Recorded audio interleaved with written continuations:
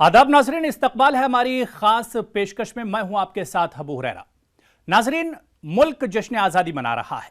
इस मौके पर हम उन मुजाहिदीन आज़ादी का जिक्र कर रहे हैं जिन्होंने मुल्क की आज़ादी में अहम किरदार अदा किया है।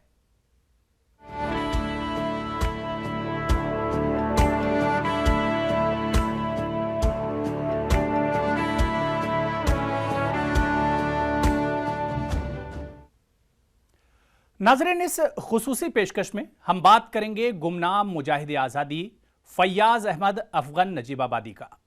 अफगन नजीबाबादी ने अपना सब कुछ वतन अजीज पर कुर्बान कर दिया, लेकिन अफसोस कि उनकी कुर्बानियों को फरामोश कर दिया गया।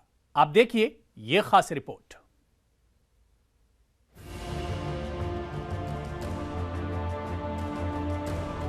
पंद्रह अगस्त 1947 का दिन हिंदुस्तान की तारीख में सुनहरी हरूफ में लिखा है। इसी दिन मुल्क को अंग्रेजों के खूनी पंजों से आज़ादी मिली। मुल्क की आज़ादी की लड़ाई में तमाम मज़ाहिब के लोगों ने बढ़ चढ़ कर हिस्सा लिया। हिंदू, मुस्लिम, सिख, ईसाई सभी ने हुर्रियत के लिए अपनी जान न्यौछावर की। तब जाके इस अंदाज का हमारा ये मुल्क बना। जंग आज़ादी में जहां कुछ लोगों ने अपने किरदार और अपनी जद्दोजहद से काफ़ी नाम कमाया, तो कुछ नाम गुमनाम ही रहे। ऐसा ही एक नाम है यूपी में जिला बिजनौर के शहर नजीबाबाद से ताल्लुक़ रखने वाले अफगन नजीबाबादी का। अफगन नजीबाबादी का शुमार उन गुमनाम मुजाहिदीन आज़ादी में होता है जिनके कारनामों से दुनिया वाकिफ नहीं। अफगन नजीबाबादी ने अपनी पूरी जिंदगी मुल्क की आज़ादी के नाम वक्फ कर दी, लेकिन अफगन नजीबाबादी ने अपनी कुर्बानी के लिए कभी मुल्क से सिला नहीं मांगा। यही वजह है कि अफगन नजीबाबादी ने एक मुजाहिद आज़ादी के तौर पर कभी कोई फ़ायदा नहीं उठाया। यहाँ तक कि उन्होंने पेंशन तक लेना गवारा नहीं किया। मुतवस्सित घराने से ताल्लुक़ रखने वाले अफगन नजीबाबादी महज 15 साल की उम्र में ही तहरीक आज़ादी से वाबस्ता हो गए। अफगन नजीबाबादी तहरीक आज़ादी के सरगर्म रुकन थे। 1928 में जब मुल्क नाजुक मोड़ से गुजर रहा था, एक तरफ साइमन कमीशन हिंदुस्तान दौरे पर था, दूसरी जानिब कमीशन की मुखालिफत में मुनज़्ज़म करदा एहतजाज में लाला लाजपत राय के जख्मी होने और फिर उनकी मौत से तहरीक आज़ादी से जुड़े लोगों में सख्त नाराज़गी थी। ऐसे हालात में लाहौर में दफ़ा 144 लागू कर दी गई। हर तरह के एहतजाज पर पाबंदी आयद कर दी गई, लेकिन मुजाहिद आज़ादी ने हालात से कभी समझौता नहीं किया और लाहौर में दफ़ा 144 की अनदेखी कर अंग्रेज़ों के खिलाफ एहतजाज किया। इस एहतजाज में अफगन नजीबाबादी भी शामिल थे। अंग्रेज़ों ने एहतजाजियों पर ताकत का इस्तेमाल किया। बहुत सारे एहतजाजियों को गिरफ्तार किया गया और इन गिरफ्तार एहतजाजियों में अफगन नजीबाबादी भी शामिल रहे। एहतजाज में शामिल होने की पादाश में उन्हें जेल तक काटनी पड़ी। वालिद का नाम फैयाज अहमद, नजीबाबाद से उनका ताल्लुक़ था। उन्होंने मिडिल क्लास पास करके और जंग आज़ादी के अंदर शामिल हो गए खाकसार तहरीक में, और उन्होंने इस सिलसिले में पूरा अपनी ज़िंदगी लगा दी हिंदुस्तान की आज़ादी के लिए। पहले वो इसी सिलसिले में बिजनौर जेल में रहे 2 महीने। फिर उसके बाद जब साइमन कमीशन हिंदुस्तान आया, उसकी मुखालफत की सब सियासी जमातें उसके ख़िलाफ़ उठ खड़ी हुई, जिसमें खाकसार भी थे। लाहौर में इन्होंने एहतजाज करने का प्रोग्राम बनाया, जिसकी गवर्नमेंट ने दफ़ा 144 लगाकर रोक लगा दी गई, लेकिन इन्होंने उसकी मुखालफत की और ये वहाँ गए और उसके लिए उसे तोड़ा 144 को। पुलिस ने इन पर गोली चलाई, बहुत लोग उसमें शहीद हो गए। उसके बाद आंसू गैस का इस्तेमाल हुआ, जो हिंदुस्तान में पहली दफ़ा हुआ था, जिसमें मेरे वालिद भी ज़ख्मी हुए और उन्हें अस्पताल में दाखिल करा दिया गया, जहां उन्हें अरेस्ट कर लिया गया। मुकदमा चला गद्दारी का और 5.5 साल की सज़ा हुई, जिसमें 1.5 साल के बाद अपील में कम उम्री की वजह से इन्हें रिहा कर दिया गया। लेकिन ये थी कि अगर आप लाहौर में नज़र आए या पंजाब में नज़र आए तो गोली मार दी जाएगी। शूट एंड साइट का ऑर्डर था इन्हें। ये वापस वहाँ से नजीबाबाद आ गए, लेकिन पूरी 47 तक जंग आज़ादी के अंदर शामिल रहे और उसके लिए जद्दोजहद करते रहे। फ़ख्र तो हमें इस वजह से है कि आज़ादी की लड़ाई में हमारे वालिद साहब शरीक रहे, बल्कि ये उनके बाप दादाओं का पेशा था। हमारे दादा जो नवाब नजीबुद्दौला की फ़ौज में आए थे, 2 भाई थे। जब वो फ़ौजी थे, उनके लड़के वलीदाद नाम था उनका, 2 भाई थे। उनके लड़के वज़ीर अहमद, उनके लड़के कबीर अहमद, उनके लड़के फ़ैयाज़ अहमद। तो एक सिलसिला वहाँ से चला आ रहा था। रही उसकी बात डॉक्यूमेंट्स वगैरह की या प्रूफ की, उसमें क्या था, इतना उस वक्त कोई था नहीं। वो ले के आदमी ऐसे रख देता था। आज तो बहुत संभाल के रखा, व्हाट्सअप का ज़माना, फेसबुक का ज़माना, बहुत सेव करने की जगह। उस वक्त ऐसा कुछ नहीं होता था, रखे रहते थे। तो उसमें वक्तन फ़वक्तन जब आदमी कुछ होता था, या जैसे बार बार पेशी पड़ रही है, सन 50 में हुई, 52 में हुई, 65 की जंग में हुई, तो लोग ये डरते थे कहीं पकड़ने लें, बंद ना कर दें, इनकी वजह से हम मुसीबत में पड़ जाएँ। तो उन्होंने सारा जो उस वक्त की नज़में, सर्टिफिकेट वगैरह सब जला दी थी। तो उन्होंने वालिद साहब ने आखिर में कुछ कोशिश भी की और बिजनौर से निकल भी आया था, लेकिन वो लाहौर का था मसला, लाहौर में कौन जाता कौन लाता। फिर उन्होंने भी सोचा कि भाई हमने तो अल्लाह के लिए किया कि हमारा देश आज़ाद हो गया, इसका सिला हमें अल्लाह देगा। तो लेकिन यह है कि हमें फ़ख्र तो ये हो सकता कि हम उस बाप के बेटे हैं जिसने अपनी जंग आज़ादी में हिस्सा लिया, नाम लिया। आज हम फ़ख्र से कहते हैं कि हम जो हैं खाकसार तहरीक के जो लोग थे उनके खून में से हैं। लाहौर में अफगान नजीबाबादी तहरीक खाकसार के जलसों में शायरी किया करते थे। वो अपने साथियों के दरमियान मुसाफिर के नाम से मशहूर थे। कई लोग उन्हें बच्चा सिपाही कहकर भी पुकारते थे। अफगान नजीबाबादी का जिक्र किताबों में नहीं मिलता, लेकिन आज़ादी की लड़ाई में 1947 तक अफगान नजीबाबादी शामिल रहे हैं। खाकसार तहरीक बहुत ज़ोर शोर उस ज़माने में चली, पूरे हिंदुस्तान में उसके तहरीक का असर हुआ। और अफगान नजीबाबादी जो मगरबी उत्तर प्रदेश से ताल्लुक़ रखते थे, उन्होंने बड़ी सेक्रीफाइस दिया और पूरे उस मूवमेंट को चलाया। चारों तो उनकी तकरीरें आती थी, हम लोग अखबार पढ़ते थे उस ज़माने में, तो अखबारों में आता था उनकी तकरीर की कितने कितने लोगों को, ख़ास तौर से मुसलमानों को कहते हैं कि देश के मोहब्बत अपने इस्लाम की मोहब्बत है, हमारे मज़हब का जुज़ है, ये कहते थे। और वो इतना क्या ले, उनको बुला दिए। आज पूछिए अफगान का नाम ऐसा जहन से जैसे हम जैसे लोगों को निकल रहा है, तो नौजवान पीढ़ी क्या मालूम होगा, हम बताते ही नहीं। उलमा की इतनी शहादत है, इतनी लड़ाई लड़ी उलमा ने, कितनी आज मालूम होता है किसी ने दिए ही नहीं, कुछ लोगों ने आज़ादी कराई। आज़ादी में हम लोग इसलिए खुश थे, अब तो हमको सड़क पर जाते डर लगने लगा है साहब। हम जा रहे हैं, मालूम हुआ किसी ने कहा कि हम चौकंदर लिए जा रहे हैं, लाल लाल होते हैं, कहीं गोश्त लिए जा रहे हैं, मुझे मार दें। जब कानून सड़क पे आ जाए, कानून जब कॉन्स्टिट्यूशन के मुताबिक न चले, तो देश का क्या हाल होता है। अब बड़ी तकलीफ़ होती है इस एज में कि साहब आज़ादी किस वो चिरागा हमको याद आता है। आज जो हालात कसमपुरसी के देश में है, बड़ी तकलीफ़ होती है। मुल्क को आज़ादी हासिल होने के बाद अफगान नजीबाबादी शेर व शायरी के मशगले से वाबस्ता हो गए। मुल्क की साबिक़ वज़ीर-ए-आज़म आंजहानी इंदिरा गांधी समेत उस वक्त के मारूफ शोरा अफगान नजीबाबादी से अच्छी तरह से वाकिफ थे। मुल्क के लिए अपना सब कुछ न्यौछावर कर देने वाले अफगान नजीबाबादी ने कभी सरकारों से पेंशन या दूसरी मुराद की मांग तक नहीं की। एक तो ये कि हर आदमी उस टाइम हिंदुस्तान में जंग आज़ादी में लगा हुआ था, तो कहाँ तक नाम आएंगे, पहली बात है। दूसरी ये है कि क्योंकि ये गरम दल से ताल्लुक़ रखते थे और ये सिर्फ पिटने में यकीन नहीं रखते थे, ये भगत सिंह और राजगुरु इस तरीके के लोगों के ख़यालात के साथ थे ये लोग। तो इनकी गवर्नमेंट ने फ़ाइल बना रखी थी और उनकी नज़र में जितने भी हिंदुस्तानी जो इस तरीके की सोच रखते थे वो टेररिस्ट थे। 47 के बाद, सन 47 का हिंदुस्तान आज़ाद हो गया, लेकिन वो रिकॉर्ड मौजूद रहा। उस रिकॉर्ड की बेस पे बार बार इन्हें परेशान किया गया। हालांकि अब वो मामला ख़त्म हो चुका था। कभी कहीं भी कोई हादसा होता था, वो फ़ाइल निकल आती थी। जब पेंशन का मसला आया, तो इसी वजह से कि जब इंक्वायरी शुरू हुई, तो ये कि कहीं ऐसा ना हो कि कोई नया मामला खड़ा हो गया हो, तो इसलिए कह दिया गया कि भाई अब यहाँ इस पते पे कोई नहीं रहता। बाद में मालूम हुआ कि ये जो इंक्वायरी थी, ये गवर्नमेंट उन्हें पेंशन देना चाह रही है और उन्हें तामर पत्र देगी, लेकिन मेरे वालिद ने उसके लिए भी कोशिश नहीं की बाद में भी, और ये कहा कि हम इसलिए कि हम लोगों ने जो जंग आज़ादी लड़ी थी, किसी फ़ायदे के लिए नहीं लड़ी थी। हमारा मकसद हिंदुस्तान को आज़ाद कराना था, अंग्रेज़ों के यहाँ से भगाना था और अपनी हुकूमत क़ायम करनी थी। बस उसी के अंदर उन्होंने फिर इसके लिए कोई कोशिश नहीं की, हालांकि इन्हें वो चीज़ें मिल सकती थी, उसका फ़ायदा हमें भी होता।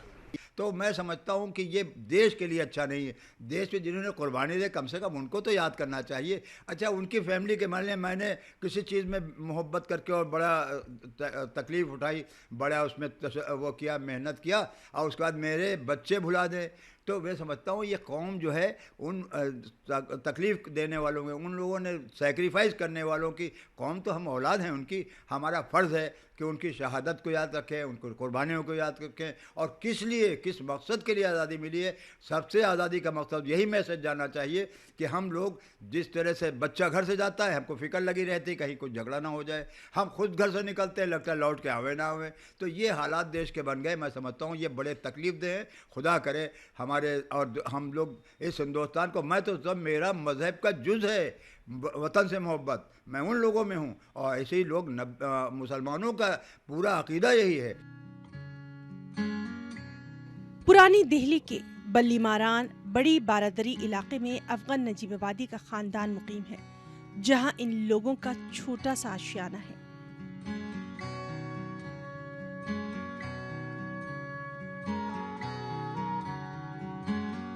अफगन नजीबाबादी के अहले खाना मुजाहिद आज़ादी के वारिस होने पर फ़ख्र तो महसूस करते हैं, लेकिन अफगन नजीबाबादी के घर वाले अफगन नजीबाबादी की काविशों को फरामोश किए जाने से मायूस भी ज़रूर नज़र आते हैं। मेरे दादा हिंदुस्तान की आज़ादी के वक्त कुछ शेर कहते थे, और वो शेर मैं आपको एक सुनाना चाहूँगी। उठो हिंदी जवानों, ख्वाब से बेदार हो जाओ, वतन पर जान देने के लिए तैयार हो जाओ। जब से हम इस घर में शादी होकर आए हैं और यहाँ हमने उनके बारे में बहुत कुछ सुना, अपनी सास से, अपने शौहर से, उनके बारे में मैंने किताबें भी पढ़ी, कुछ अखबारों में भी था, वो भी देखा, और बहुत कुछ जाना उनके बारे में, और महसूस किया कि किस तरह से बचपन से ही उनके अंदर जज्बा था वतन की आज़ादी के लिए। उन्होंने बहुत जद्दोजहद की। इस सिलसिले में वो कई बार जेल भी गए और बहुत ज़्यादा तकलीफ़ सही, जबकि हालात इस काबिल नहीं थे कि वो इन सबको कवर करते। माशी हालात बहुत ज़्यादा ख़राब थे, वो हमने अपनी सास से सुना और देखा भी, और बहुत दिन तक हालात ख़राब रहे। आज़ादी की लड़ाई में उन्होंने हिस्सा लिया, लेकिन कहीं भी उनका नाम नहीं है। जिस तरह से उन्होंने अपनी, देखा जाए तो एक ज़िंदगी पूरी ख़त्म कर दी, और कहीं उनका नाम नहीं इस सिलसिले में। तो बड़ा अफसोस होता है जब मुजाहिदीन आज़ादी का ज़िक्र आता है और हम उनका ज़िक्र कहीं नहीं सुनते। और उनकी क़ुरबानी देखा जाए तो हमने महसूस की है, उस क़ुरबानी का सिला हमें, उन्हें नहीं मिला, हमें नहीं मिला, और हम ये देखते हैं कि काश उनका नाम भी किताबों में कहीं होता, कहीं ज़िक्र करते लोग, हम भी फ़ख्र महसूस, हम अब आपस में बातचीत करके करते हैं, लेकिन हमें इस बात का अफसोस होता है कि इस आदमी ने जितनी कुर्बानियाँ दी, कहीं कहीं तस्करा नहीं है।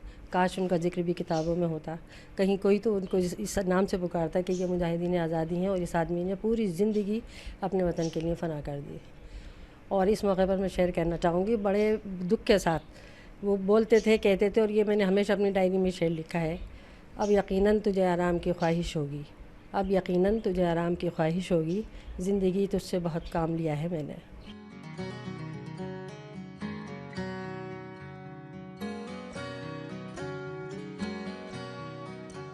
अफगन नजीबाबादी का इंतकाल 1984 में हुआ, और अफगन नजीबाबादी को सच्चा खिराज यही होगा कि उनके कारनामों को मुल्क की नई नस्ल तक ज़रूर पहुंचाया जाए।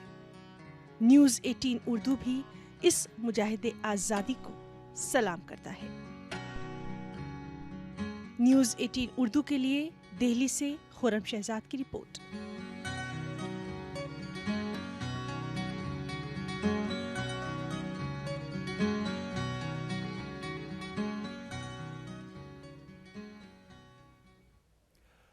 नाजरीन, जंग आज़ादी से मुतालिक एक और मुजाहिदे आज़ादी के बारे में हम आपको बताते हैं, जिसने मुल्क को अंग्रेज़ों के चुंगल से आज़ादी मिलते ही तारीखी लाल किले से ब्रिटिश हुकूमत का परचम उखाड़ फेंका और पहली बार लाल किले की फसील पर तिरंगा लहराया। ये रिपोर्ट देखिए।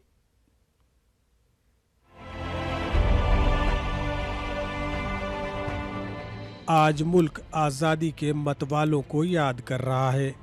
जश्न आज़ादी के इस त्योहार पर आज हम याद कर रहे हैं सुभाष चंद्र बोस के बेहद ख़ास और आज़ाद हिंद फौज के मेजर जनरल शहनवाज खान को। हिंदुस्तान का बंटवारा होने के बाद मुल्क से जब लोग पाकिस्तान जा रहे थे तब शहनवाज खान जैसा एक मुहिब्बे वतन भी था जो पाकिस्तान छोड़कर हिंदुस्तान आया था। दरअसल शहनवाज खान का जन्म ब्रिटिश इंडिया में 24 जनवरी 1914 को रावलपिंडी में हुआ था। हालांकि उनकी इब्तिदाई तालीम पाकिस्तान में ही हुई, लेकिन आला तालीम हासिल करने के लिए वो देहरादून आ गए और यहाँ के Prince of Wales Royal Indian Military College में दाखिला ले लिया। देहरादून में पढ़ाई पूरी करने के बाद Shahnawaz Khan British Indian army में अफसर बन गए। वक्त गुजरता गया और आज़ादी की लड़ाई में सुभाष चंद्र बोस के किरदार से मुतासिर होकर शहनवाज खान ने आज़ाद हिंद फौज ज्वाइन कर ली। इसके बाद तो वो जंग आज़ादी में अंग्रेजों से लोहा लेने के लिए खुलकर सामने आ गए।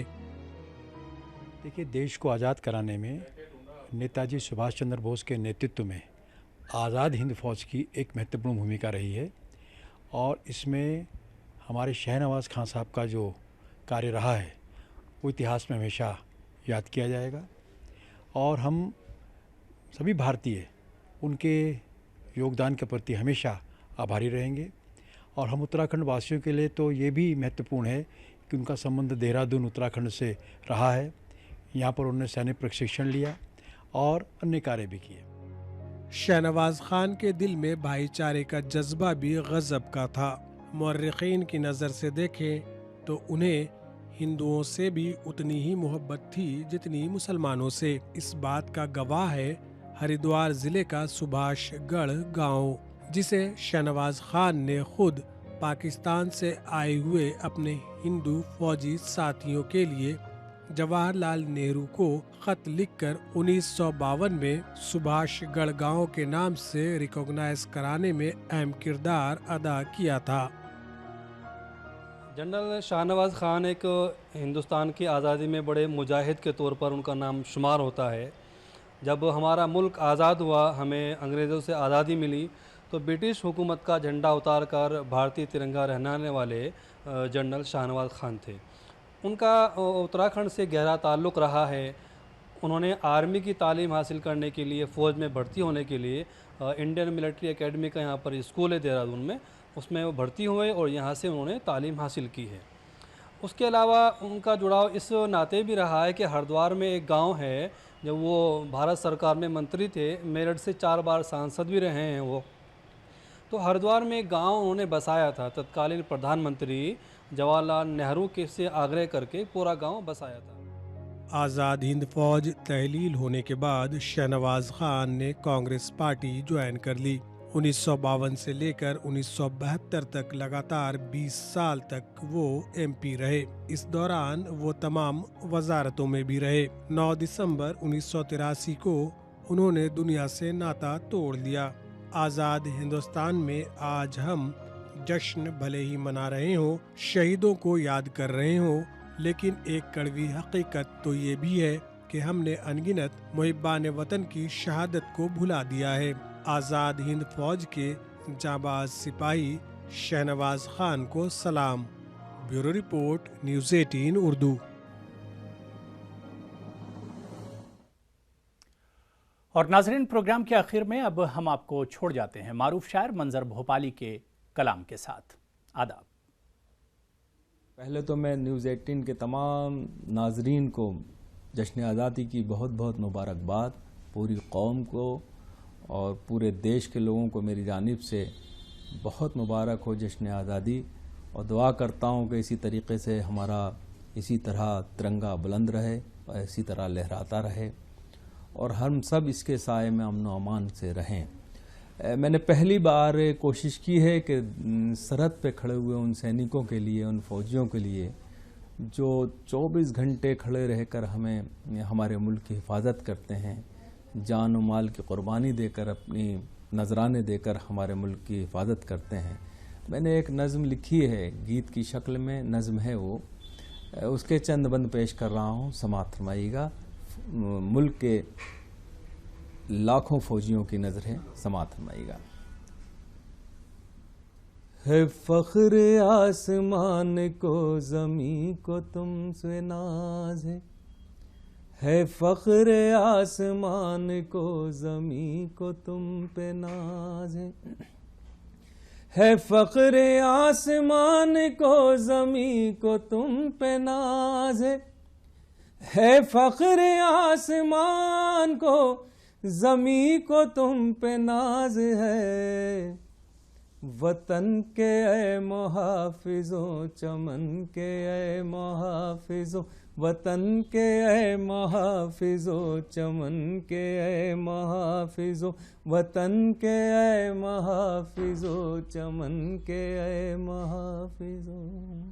पहला बंद है, तुम्हारे दम से चैन है, तुम्हारे दम से राहतें, तुम्हारे दम कदम से है हिमालया की अज़मतें। सलाम कह रही है तुमको देश की ये सरहदें, सलाम कह रही है तुमको देश की ये सरहदें। वतन के ए मुहाफ़िज़ों चमन के ए मुहाफ़िज़ों। वो बर्फ के पहाड़ हों के कोई रेगज़ार हो, वो धूप हो के बारिशें समंदरों की धार हो। हर एक मकाम हर जगह तुम ही तो पहरेदार हो, हर एक मकाम हर जगह तुम ही तो पहरेदार हो। वतन के ए मुहाफ़िज़ों चमन के ए मुहाफ़िज़ों वतन के ए मुहाफ़िज़ों चमन के ए मुहाफ़िज़ों।